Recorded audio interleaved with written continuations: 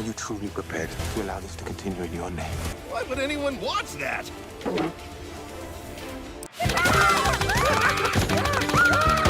That's more like it.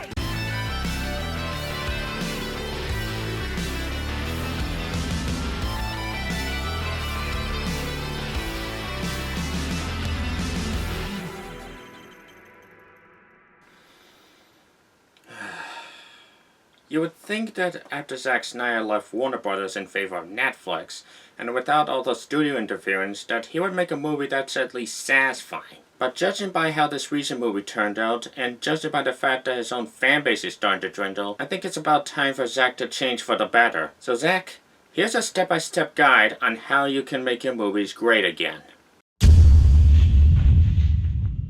Now I know I've always been an advocate for originality in the film industry, but here's the thing, the best movies under the Zack Snyder name are the ones based on pre-existing material. Dawn of the Dead, 300, Legend of the Guardians, the DC movies he was involved in. But in terms of his original content, it's like he's phoning it in. The Rebel Moon movies are just 99-cent retellings of Star Wars meets Seven Samurai.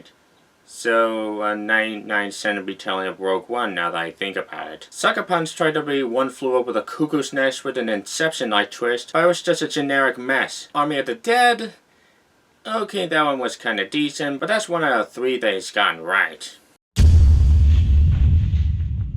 Just because you think you have a good idea for a movie, it doesn't mean you should just greenlight more of that idea, because chances are they're not going to happen. One of people's biggest problems with your Justice League cut is a barrage of cliffhangers at the end, which aren't even going to happen thanks to James Gunn hitting the reset button. You promised an Army of the Dead anime, but it's nowhere to be seen even 3 years later. And even here, you literally ended Rebel Moon on a cliffhanger which nobody seems to care about. Hell, you make so many cliffhangers that you might as well make a remake of Cliffhanger starring Cliffhanger from Between the Lions.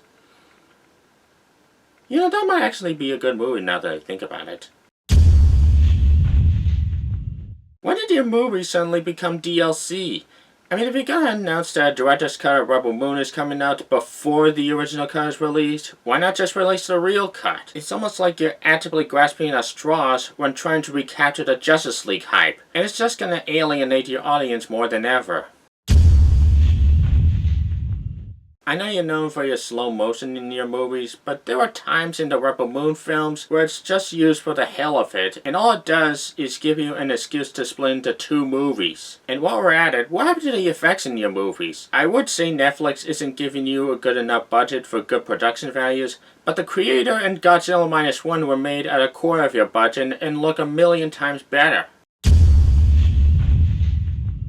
Out of the numerous paused franchises you left behind, this is one that's seriously overlooked. Even as a director known for your adult-oriented fare, you honestly did well for a family film. And in an era where animation is known to be flashy, colorful, and filled with pop culture references, this movie managed to be dark, gritty, action-packed, soaked in lore, and filled with complex characters. And it's sad to see this bomb at the box office and get mediocre reviews, because I want to see what happens next with Digger and Gylfi and Twilight and I don't know, I forget his name. But since there's a ton of Gahul books to take from, I'm sure there's enough content for a sequel, or even a trilogy. Hell, you could take the series on Unfortunate Events route and start over as a Netflix series that could be more faithful to the original source material. But that seems unlikely, as you seem to be more interested in making more of these Rebel Moon and Army of the Dead movies. And to that I say, your fanbase deserves better, Zack. You have the power to make your movies great again and prove Warner Brothers wrong.